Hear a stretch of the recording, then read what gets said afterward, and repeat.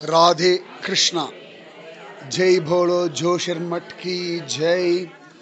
உத்தமமான ஜோதிர் மடம் இதுதான், ஜோஷி மட் அப்படின்னு இன்னைக்கு எல்லாரும் சொல்லிட்டு இருக்கா. இந்த இடத்துல தான் ஆதிசங்கர் பகவத் பாதர் பிரதிஷ்டை பண்ண ஆச்சரியமான ஸ்வயம்பு சாலக்கிராம நிருசிம்மமூர்த்தி இங்கே இருக்கார். பல பல பல பலன்னு அப்படி ஜொலிக்கிறார் நிருசிம்மமூர்த்தி. இங்கே பார்க்கறதுக்கு கோட்டி ஜென்ம சுகிருதம். காத்தால திருவாராதனம் அபிஷேகம் பண்ணும்பொழுது மட்டும்தான் இவரை பார்க்க முடியும்.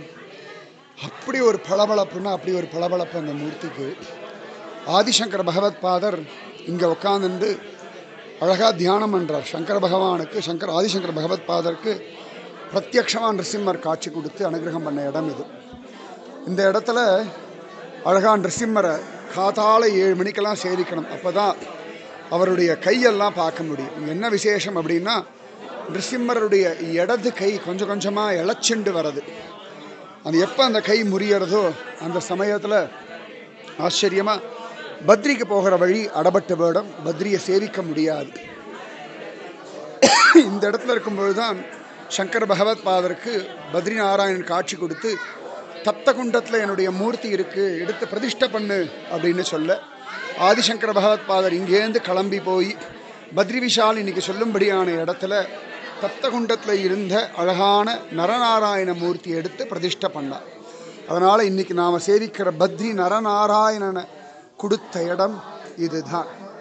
ஆதிசங்கர பகவத் பாதர் இங்கே உட்காந்தான் பிரம்மசூத்திர பாஷ்யம் எல்லாம் பண்ணியிருக்கார். இங்கே மேலே ஆதிசங்கர பகவத் பாதருடைய பைட்டக், அவர் உட்காந்த அந்த சிம்ஹாசனம் மாதிரி ஒன்று உள்ளே இருக்குது. உள்ளுக்குள்ள அழகாக இங்கே அழகாக நரசிம்மமூர்த்தி யோக நரசிம்மராக இருக்கார். அவர் பக்கத்தில் பத்ரி நாராயண மூர்த்தி இருக்கார். அவர் பக்கத்தில் உத்தவர் இருக்கார். அவர் பக்கத்தில் குபேரன் இருக்கார். அவர் பக்கத்தில் அழகாக சண்டி தேவி இருக்கார். பத்ரி நாராயணன் கோவில் 6 மாதம் மூடி இருக்கிற சமயத்தில் பத்ரி நாராயணனுடைய மூர்த்தி இங்கே கொண்டு வந்து வச்சு பூஜை பண்ணுவார்.